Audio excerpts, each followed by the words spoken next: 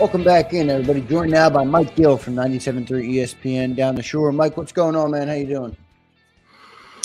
I'm all right, guys. Less than a month to training camp. I feel like we're counting down from Thanksgiving to Christmas. Yeah. The countdown is getting closer. I say all the time, Mike, I want everybody to enjoy their summer, but June is the slowest month. Yeah, it is. And then you got Jaws talking about smiles. I mean, that's a big, come on, smiles. What are we doing? The guy won. Why do people want to change people's personalities, Mike? Why? That's a good question. I liken it to, look, we've all worked with people who don't get along, right? Yeah. And sometimes it's a personality thing. Like, they don't understand. A lot of people don't understand my personality sometimes, right? People think one thing and you're like, that's not accurate at all. So that's where it like comes in. It's like you have a perception of what you think someone should be, and others might not see it the same way, right? I mean, so I say all the time, like, to get into the job that we have, I know very well some people are not going to like my thoughts and some people are going to really like my thoughts. That seems to be the personality of like the quarterback position in the NFLs. And everybody thinks there's only one way that guy can be. There can't be multiple personalities and be successful. And I think, you get to this time of the year where it's like, hey, if you're not this guy, then you can't succeed. Where this guy has been the guy he is and already has been uberly successful, just not the level of success that everybody yearns for, right? So do we think that by getting to the Super Bowl and being the best player on the field, that you are not now able to be the guy who wins that game? It would be different if he went into that game and just looked overwhelmed and the moment was too big for him.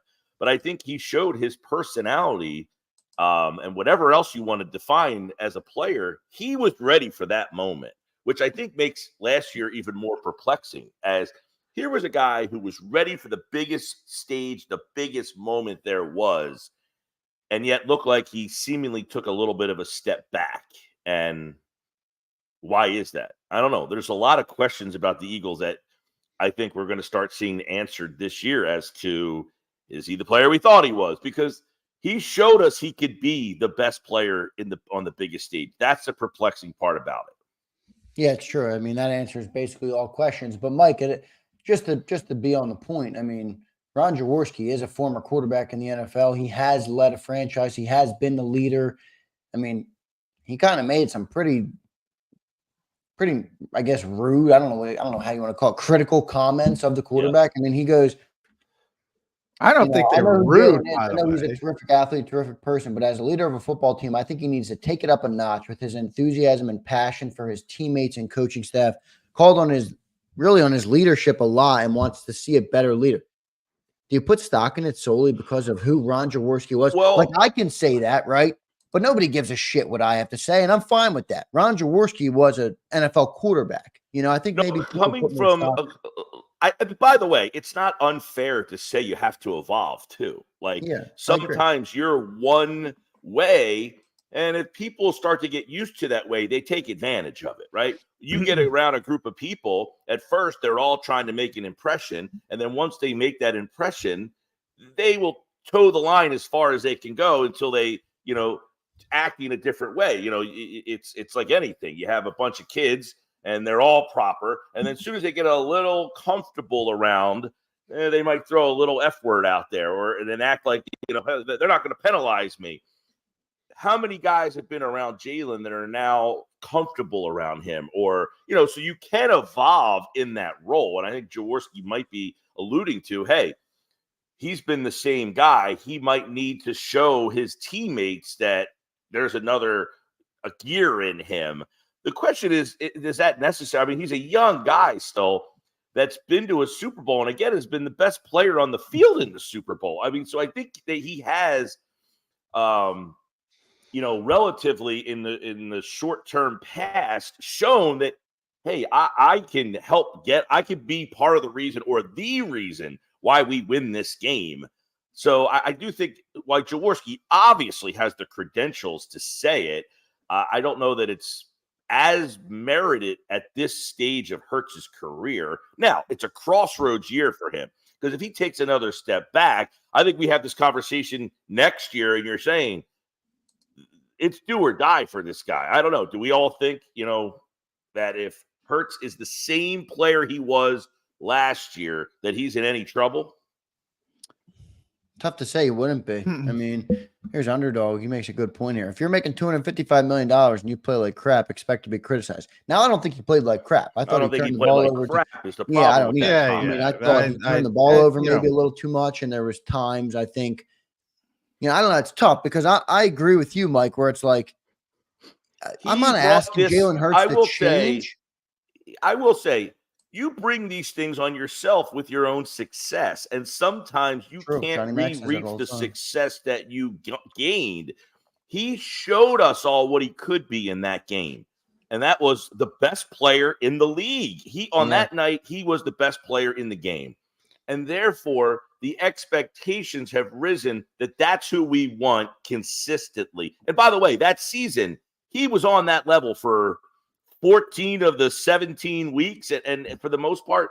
So you now grow to expect that from him every week. And when he didn't get there last year, almost at all, I mean, the Washington game, he brought them back.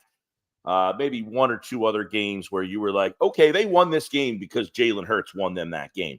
The year before, they won those games because Jalen Hurts was the best player on the field almost every single week. That doesn't mean he was bad last year. It just means he played so well the year before, and now the expectations is to be that guy, and he was a little less than that guy. Doesn't mean he was bad. He just wasn't the year before he was elite. Last year he was just very good. Yeah, I think people John, are just follow up real quick. Just Mike, I struggle with I'm with you that I don't want a guy to change, right? Like Bob Brown says, if Hurts changes how he acts, it's forced, it will be worse. Johnny Mack consistently says that.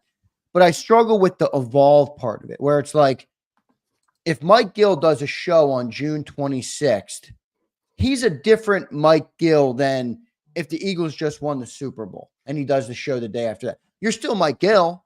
It's just it calls for a different version of you. I'm not asking you to not be yourself.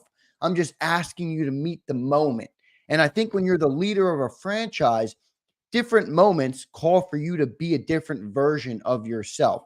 I don't want him to change, but is there any merit to that thinking where it's like different, desperate times call for desperate measures, stuff like that? That's an interesting one because I would say that you don't want to change based on the moment changing, because now you're showing a different, you're almost showing like I don't want to say a fakeness, but like if you're one guy in week 11 and then you get to the NFC Championship game and a different side of you comes out, or people looking at you that you're too hyped. You know what I'm saying? Like now it almost is like, what's wrong with this guy? It's like the night when McNabb played the air guitar. It's like, where's this guy coming from? He didn't do that all year. Now he's out there strumming an air guitar, and he got criticized a lot for that. And I think what he was trying to show was that he was loose, that the moment wasn't too big for him, but that was perceived as, so he was trying to go above and beyond to say, I'm loosey-goosey, I'm ready for this game. Well, it turns out he wasn't. They shit the bed that day. But that was a different side of, McNabb was a little aloofy anyway, but still, like, he got criticized a lot for that air guitar. And I think that was him trying to say what you're saying, Xander, is I'm showing everybody that I'm ready to go and I'm loosey-goosey, and that just wasn't the right moment. So you don't want to take it to another level just to do it. Right. Because that's not who you are. And I think your teammates and the fan base can see that. Yeah, I think that's a good example, Mike. I'm glad you brought the air guitar up because it's an example of somebody trying to be somebody who's not. Yeah. And as you mentioned, they did not play well that day. Now, no, they didn't. Because Donovan McNabb played the air guitar. And that's my whole point with this is, you mentioned if Jalen Hurts has another season like he had last year. Well, Hey, I don't think it was as bad as people think. They're focused on the small sample size over the larger sample size. When they were 10-1, he was still the favorite to be the MVP on the betting markets. So he wasn't terrible the entire year. No, I said he was elite the year before. He went down from no. elite to very good. Yeah. And that all has to do with the collapse, which I'm not telling people to forget about the collapse. It was horrible, and he deserves all the criticism you want to give him. My only point is, if he bounces back, it will have nothing to do with his personality. And if he doesn't bounce back, it will have nothing to do with his personality. So my point, Mike, is why do the Eagles play into this nonsense? That's who I blame. Like you kind of said with Donovan there, everybody took it a different way. Who cares? That's my whole point. You should know better. You're in the industry. You can't expect everybody to be Jason Kelsey, Mr. Popular, getting friendship bracelets over at Wembley Stadium. Everybody isn't that guy. You can't expect everybody to be Jason Kelsey. Celebrity bartending today, I believe, in Seattle, down the road from me here. Yeah. Yep. Can't expect everybody to be that guy. So why do you pay lip service to it if you're the organization? Yeah, I mean, I find too that Hurts is a very unique situation in that he wasn't drafted to be the starting quarterback of this team, and then he just kind of got thrown into the role. He was average his first year. They saw enough to keep him. He goes from the average player. It's almost like a thing of too much too fast.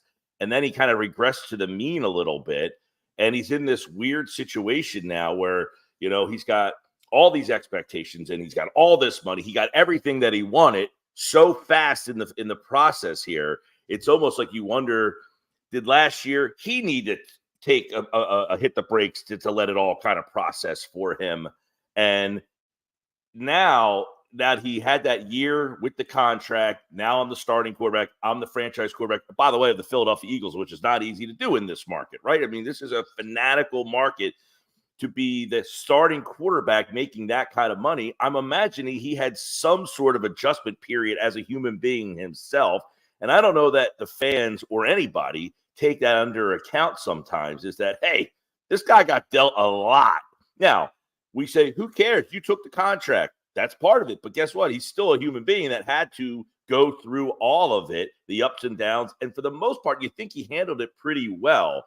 To ask him to change or evolve, again, I think would just be, again, kind of knocking him off the course of what he is and who he is. Like, for him to get this deal and be the guy he is, it's a pretty unbelievable story when you think about it. I mean, the guy gets benched in college. We know the whole story, but he gets drafted not to be the starting quarterback. And now not only is he the starting quarterback, he was the highest paid quarterback in the league for 10 minutes. So he got a lot thrown at him to handle all of that. I think we should have expected some, I would say, minor speed bumps, and you got some minor speed bumps out of it.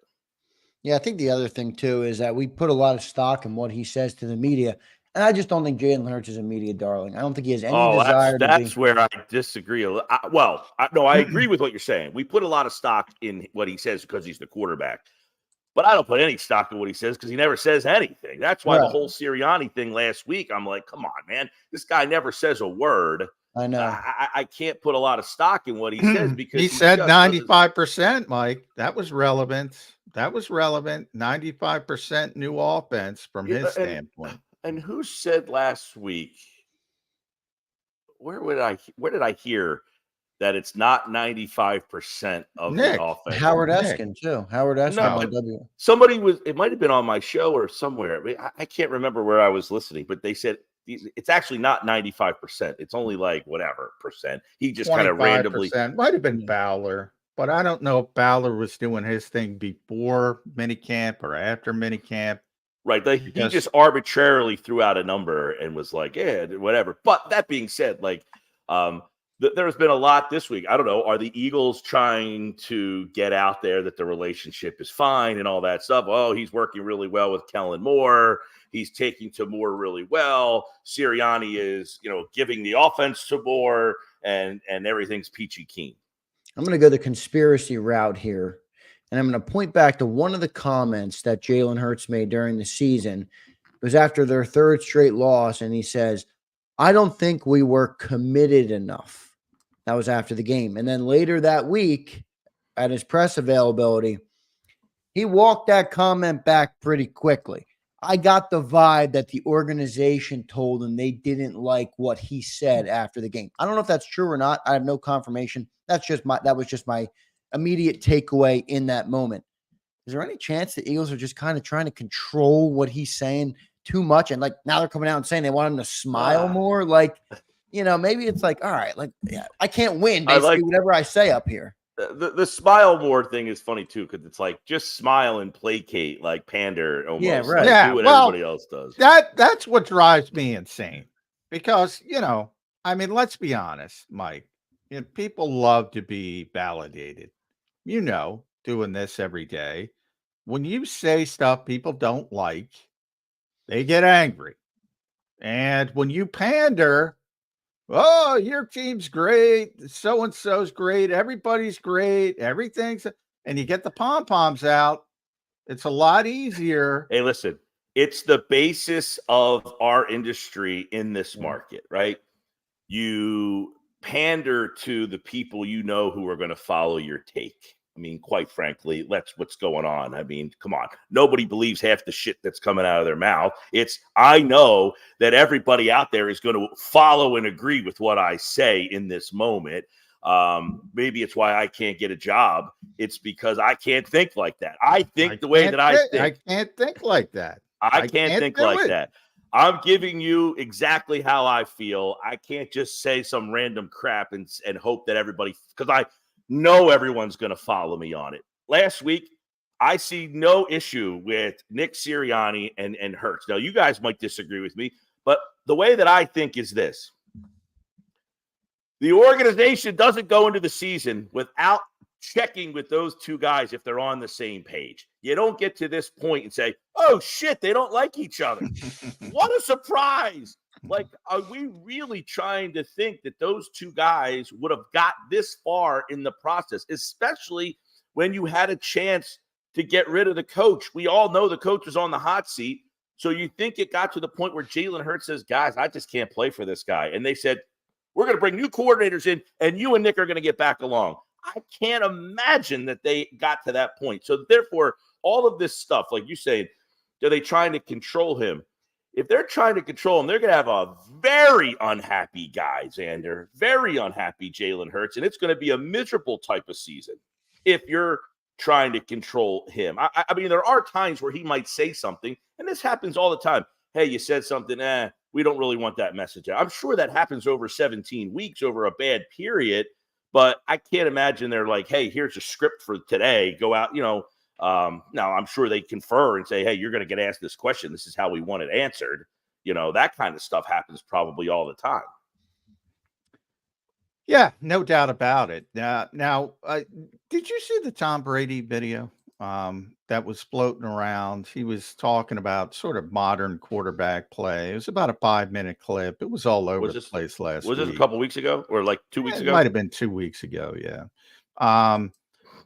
That got me thinking, because Tom, obviously, as the greatest quarterback of all time, arguably, has a certain cachet with 7 Super Bowls. And so when he talks about modern quarterback play, you tend to listen. And basically, he mentioned, and he brought up 4 quarterbacks. He mentioned himself, he mentioned Peyton, he mentioned Drew Brees, and he mentioned Phillip Rivers, who I think is interesting because Nick Sirianni loves Phillip Rivers, for those who don't know.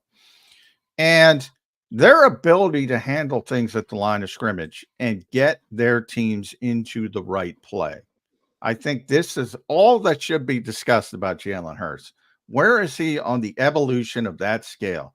Tom Brady said, wasn't about yards or passes or completions or touchdowns or even Super Bowls or certainly smiles. those guys judge themselves by, did we get our team in the right play? Sometimes you might have a bad pass, he said. You're not perfect. You're a human being.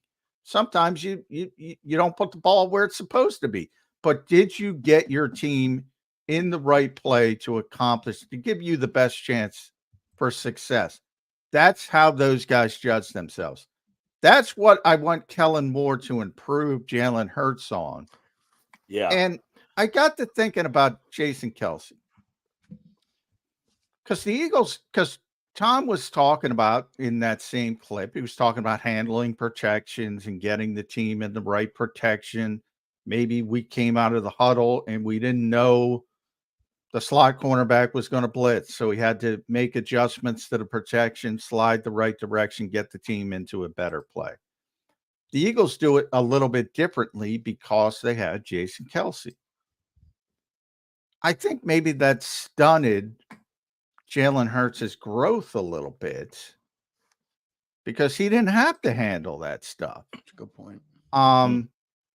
Now, I asked a personnel guy I always talk to, and he said, he went in a different direction. He said, everybody's got to be on the same page. So ultimately, they got to be aligned, whoever's doing it.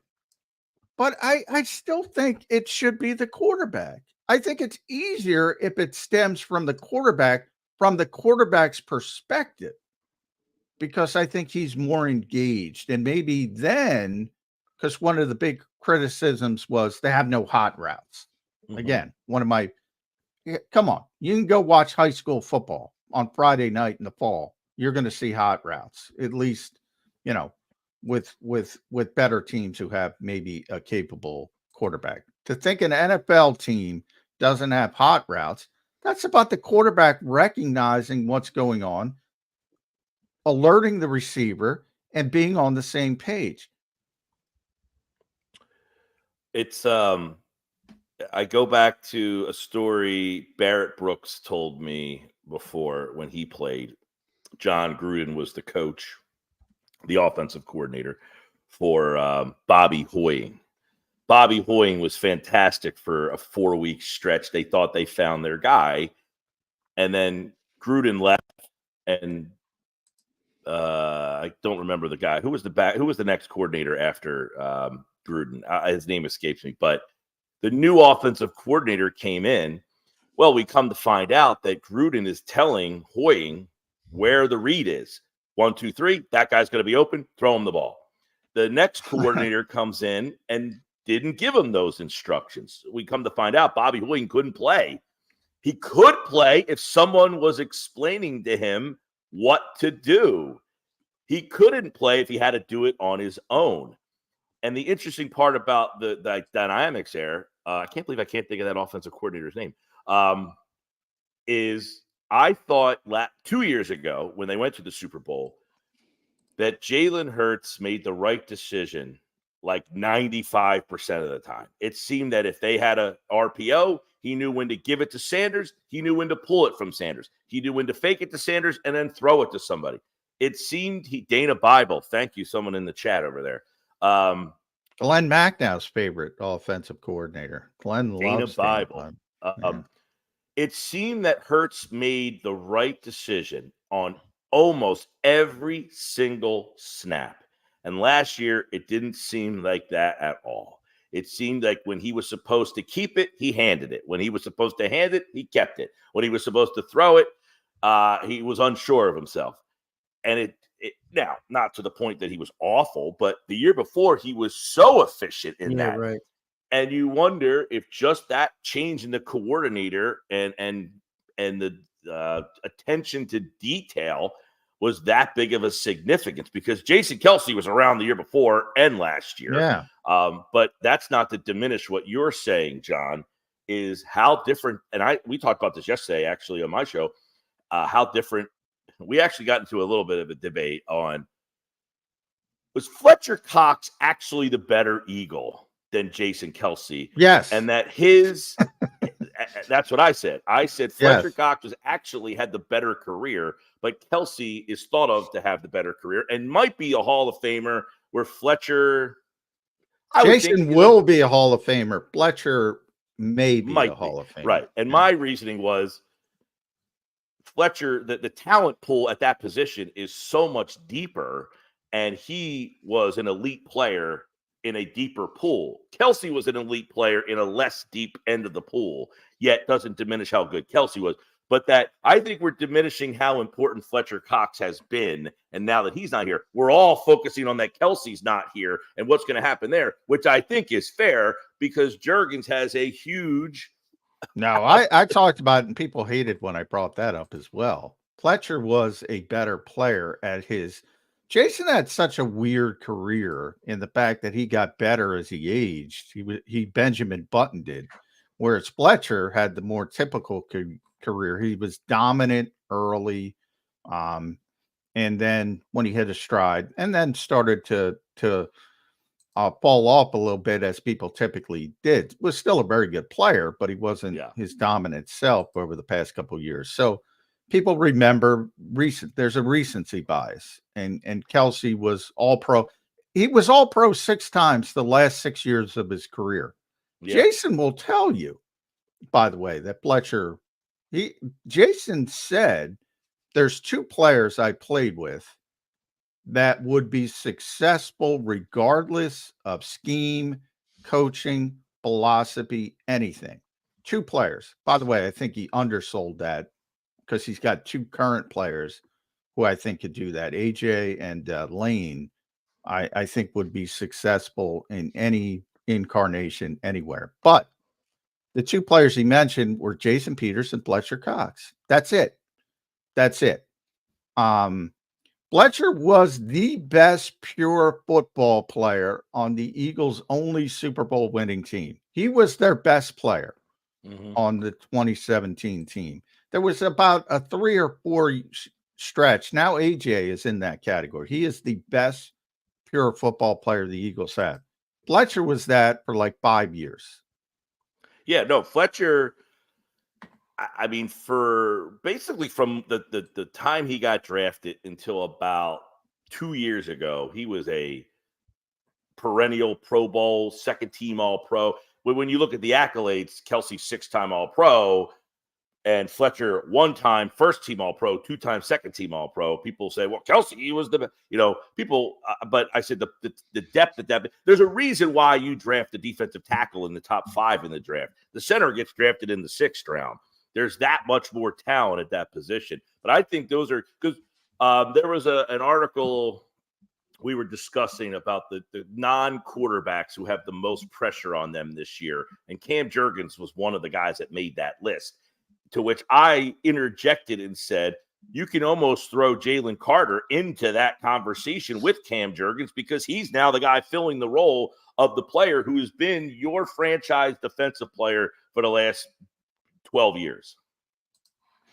Yeah, I'm with you on Fletch. I said it the day retired. Yeah, there's a weird disconnect on just how good he was as a Ed Kratz just did his modern Mount Rushmore of the Eagles for Sports Illustrated. I had to talk him into Fletcher. He was going to put Brandon, and I love Brandon. He was going to put Brandon over Fletcher. He might have put both of them on there, which I would put both of them on there. But yeah, I mean, where was the cutoff date of the modern?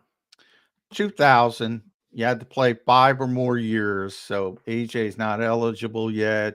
T.O. wasn't eligible. I think he went Fletcher. He ended up going Fletcher. Obviously, Jason Kelsey, Shady McCoy, which I agree with, even though it was a shorter span. And I think Zach Ertz was the 4th. I would go Kelsey, Fletch, Brandon, and 4th you can argue about. I'd probably keep Shady in there because he was so good, so dominant. Not Nick Foles, Johnny Mac. No, I mean it's not about one. It's not about 3 games. Hey, for the Nick Foles should be on there, people. Well, why shouldn't Trey Burton or Corey Clement? Why shouldn't Corey Clement was a big part of that Eagles Super Bowl? Yeah, but the quarterback position, Johnny Mac, you know that. I mean, yeah, but stop. It's No, it's I know. one game. I was just being Yeah. Did It's Nick one game. Foles play 5 years? He was here, then he left, and then he Yes. came back. Yes. And I guess Philly, the first well, first played part of 5, his no, but he probably was a backup here for 5. Yeah. He was here for 5, but you just had to be here for 5 years. And if you're a well, I was backup gonna say, for them, I didn't know how long he was the bat where he didn't play at all. Like how many well, years he was had he the 3 backup? years at the start of his career, and then He at left. least 2, And then 2 or 2 at 3. the end. Okay. Yeah, So yeah. well, yeah, okay. He came Um, back and he was there for 2 years when he came Yeah. back. Gotcha. Yeah. But a backup's not gonna make the. By the way, I hate the Mount Rushmore term. You probably do as a sports talk host. I generally Everybody does it. It's have so not done hackneyed. that. I generally have not had a day. It's so where I- hackneyed. But the NFL Network just did their all-time Mount Rushmore for each franchise. And by the way, they got the Eagles rights, which is Bednarik, Steve Van Buren, Reggie White. They're the no-brainers. Then you can argue about the fourth. And they went with Dawkins, which I have no problem with. You can argue some other people, but I have no problem with Yeah, that. see, I have a hard time in those kind of conversations, especially for a franchise where your definitive guys are guys I've never seen. 1933, yeah. But I wasn't around then, John. No, and some people think I was, but I wasn't, and I never got to see Steve Van Buren play. But I'm a big Yeah, historian of the game. When I And bring you those do the guys in, research, when I give one and I don't include those guys, people look at me like I'm crazy. I said, well, I've never seen them play before. I can't just arbitrarily throw a guy into the mix that I've never actually seen play. No, I kind of judge it, and I do it. We were talking about this earlier this week. It's a lot of people do it with the NBA. I kind of judge it with, how you do amongst your peers. And Steve Van Buren was so dominant in his era. Like, obviously, the athletes are better today. Yeah, right. We all know that. And to me, that's the dumbest argument. I was telling Xander, as the younger person on this panel, the time machine's got to work both ways, right? If you're born with Will Chamberlain's genetics and you just move him and he's born with those same genetics and he's got all the advantages of today, he's probably going to be pretty good. Probably going to be pretty good if he's got better genetics than everybody else, just like the people today. Yeah. So that's how I kind of judge it. Others obviously do it in a different way. And generally, recency bias is a big thing with those lists. It always is. It's weird it depends on who's doing the list, though. Some people tend to go with their comfort area of when they grew up, it's where you have the divide between the Jordan and the LeBron skis, Yeah. Yeah. Oh, I got killed because I think we LeBron did this earlier too. Yeah, I think LeBron is he's the best basketball player I've ever seen. And I have no problem with people saying Michael was better. Yeah. But and I've had this many times over the years when I covered the NBA. And, I've gotten lambasted before. But where I really get is the over the top people. Like, that's the worst take in the history of the world. I'm like, okay, the 20-time all NBA player who scored more points than anybody in the history of the game, who's got 4 NBA championships and made how many? I can't even count that high. Yeah. I generally just describe it as LeBron is the most physically gifted player. Oh, no ever. question about it. Whether that makes him the best, I think Jordan was just the most. He's the best closer ever. He was just the most competitive, rip your heart out winner with a culmination of the greatest skill set. Whereas LeBron's physical ability was probably better just because of sheer 6'8", the size. I mean, he was built like Karl Malone, but he had the skill set. I mean, he wasn't a great shooter. He wasn't a great closer at some points of his career. But he made himself into that. I think people forget LeBron when he first came in. At some points of his career. He came in as a poor defender, really regarded as a poor defender. And by the end, it's like He's defensive It's player like of the the year. difference He's making, between Brady and Manning. Like Manning was the skillful guy that everybody was like the classic quarterback, and then Brady was the winner. I mean, so you could say Brady was the Jordan and Manning is the LeBron almost, where you would, if you were just looking at skill set, you would say, I'll take Manning. And if you were just looking for that intangible to be the best of all time, you might say, I'll take Brady. I think culture, by the way, has a place in this discussion. I don't know of another athlete, and you guys can tell me if I'm wrong on this. I don't know of another athlete who ends their career and 10, 20, 30 years later, we're not at that point yet, but we're going to be there soon. He's still impacting culture. And what I mean by that is Christmas this year, my sister got a pair of Jordan 1s, the first shoe he ever released. Like, I'm just saying, like, even today, Jordan is still relevant long after his playing days. I don't know of another. that's marketing. That has nothing. That has I nothing. know, to but do I'm with saying in the relevancy to the public. Well, to and the, it's to the interesting modern because eye, the most popular sports stars in this country are generally NBA players, not NFL players, but NFL is by far the most popular sport. But just because of the nature of the game and the way the NBA markets it, it's Larry versus Magic, and dating back to when they sort of turned it around. And today it's always about the superstar versus the superstar. Whereas in football, the more team-oriented sport, certainly quarterbacks are above and beyond. But that the biggest quarterbacks in the NFL ain't LeBron James or Michael Jordan. They're just not. So it's always been an interesting sort of the NBA. Well, and the nature of it too. You mentioned the Jordan 1s. People buy sneakers. You're not going to make a Tom Brady sneaker. I mean, he doesn't wear sneakers when he plays. He wears a cleat, So he tried to make the Brady brand or whatever it is. It's not working out. TB12, baby. TB12. Well, it's like like Mike, the discussion we had. Mike, right, Fly Parks. That's a big thing, man. I'm telling you. It's like the discussion we had the other day on my show, which was, Scotty Scheffler's won like 5 tournaments in a row or something.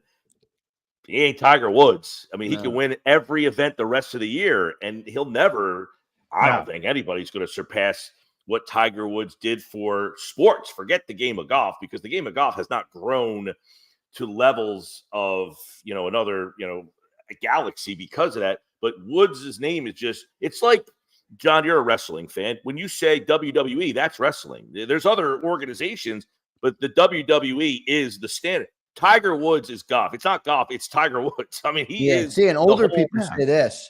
I'm not older. So to me, Tiger Woods ain't Jack Nicklaus. I hear that all the time. Well, to me, Tiger Woods is golf. Yeah. Now I'm younger. So, but nothing I remember more when I watch golf. Well, if you're talking players and Tiger's the Michael Jordan of golf. To Mike's point, but that's everything. You can have a polo shirt with the TW on it. Now he's got his new Sunday Red thing, which I don't know if that's catching on. Yeah. But his Nike gear and that line, that all stuff. But Tiger still, I mean, the guy has. And all you have to do is look at the TV ratings with Tiger tournaments versus non. And they just spike to. I like the Sunday Red, Mike. It's just $200 a polo. So where do you get the Sunday Red? I think you get it on his website. I popped on there. Check it out. Only direct to consumer. $80 for a T-shirt, $200 for a polo. I'm out. Tiger, I love you, brother, but I'm out on that. Yeah. It's a little bit too much. At Mike Gill Show, make sure you listen to Mike on the Sports Bash 2 to 6 every day.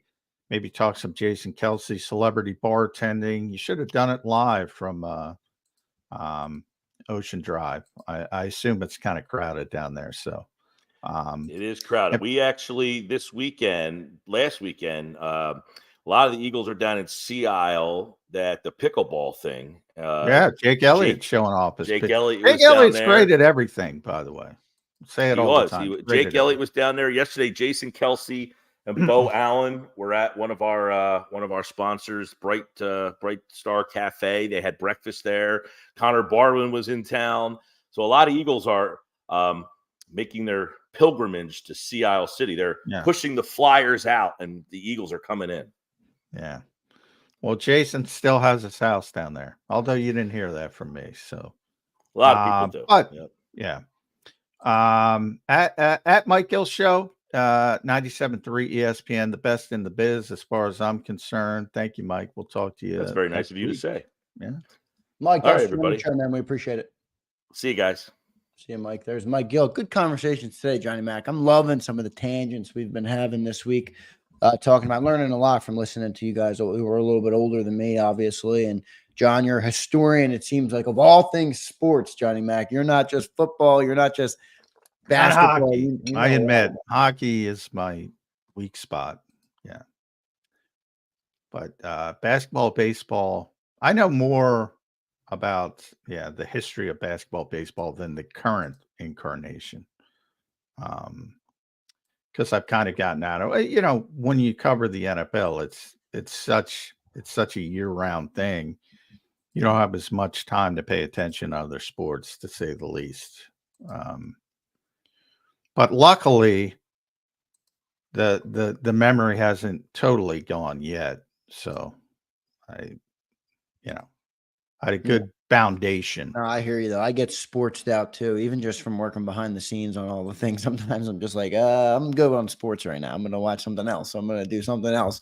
I'm going to get outside and feel the sun a little bit or something, you know. But John, who were your? I know you were a Sixers guy when you were younger. Did you have any other teams that you loved, or a baseball team or a football team? I'm a Yankees guy, which makes me very popular. I tend to be when I was young, I was a big Reggie Jackson guy, and then Reggie signed with the Yankees, and I became a Yankees fan.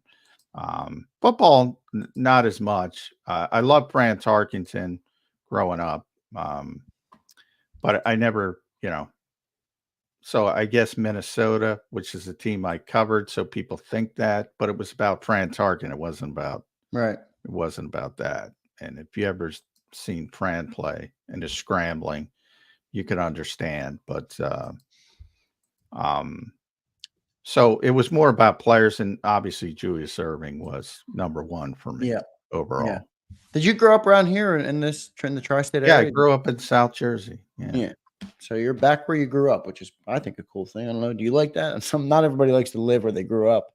But. Well, I enjoyed. I lived in a bunch of different places. I enjoyed going around, and then as my parents got older, I came back to try to help with them. And here I now.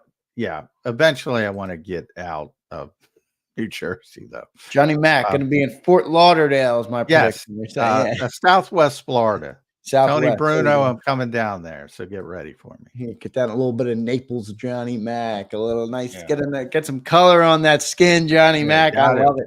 Yeah. Let's get to our next commercial break. We'll have Brandon Lee Gouton coming up in about 13 minutes. I thought that was pretty good stuff there with Mike Gill. Learned a lot, obviously, as I always do, and I can't believe we're talking about smiles from Jalen Hurts. I mean, come on, I'm not going to dive into that one much more. But when we come back, we'll have another topic. And then we will get the BLG coming up in 13 minutes. Make sure you guys drop a like. Stay tuned on Birds 365. If you missed any of today's show on the JAKIB Media channel, listen to the podcast on your way home. Available on YouTube, Apple, and Spotify.